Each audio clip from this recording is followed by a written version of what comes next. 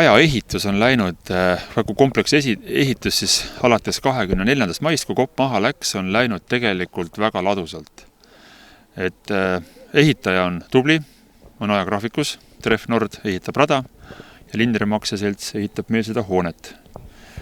Hoonel on ka siis, et müürid on tänaseks põhimõtteliselt püsti, varsti hakkab katuste ehitus ja hakkavad juba karpi kinni panema, et alustada siis talve saabudes siis sisetöödega. Paigaldatud on ära kõik rajakatted, nii asfaltkate kui ka siis rallikrossi osakate. Et rada on siis, pikkus on 980 meetrit, põhiraja rallikrossi raja osa pikkus siis, pluss siis lisaks siis see jokkeri ringi osa. Siis raja laius on keskmiselt 10 meetrit, põhiosas stardisirge on 15 meetrit lai.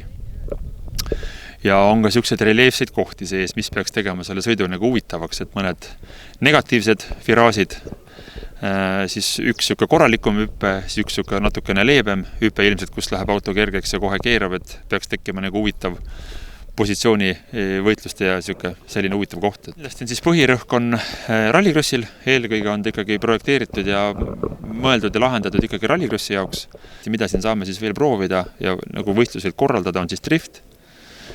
Et driftimehed siin nägid siin päris mitut head suurt ja laia trajektoori iga klassi autole, nii pro, semipro kui ka siis street-klassi autodele.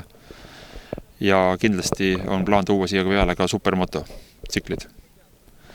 Ja siis kindlasti ei loobu ka korraldamast enda seda tarvastu karika põhiasja, et enda tarvastu karikat ja nii-öelda seda üldse siis, kui võib siis öelda selle rallikrossi nii-öelda hüppelava, et kus siis kõigepealt see kereautode krossi või rallikrossi laadne võistlus pihta hakkab, et ikkagi seda sarja me kindlasti jätkame, seda ära ei kaota, et see on soodne ja seda hüppelava on vaja, ega muidu meil seda pealekasvu ei tule.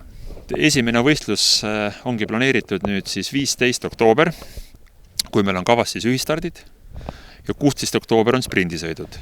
Kuna nüüd see rada on uus, kõigile huvitav, eelkõige kõige huvitav on mulle endale, et nagu kaua tehtud kaunikene, et siis ka ilmselt liidame ja anname võimaluse 15. oktoober sõita ka kõikidel rallikrossi autodel ja anname võimaluse nii-öelda teha ära esimene proovivõistlus, et siis järgmine aasta Eesti meistrivõistluste jaoks teada, et mida oodata.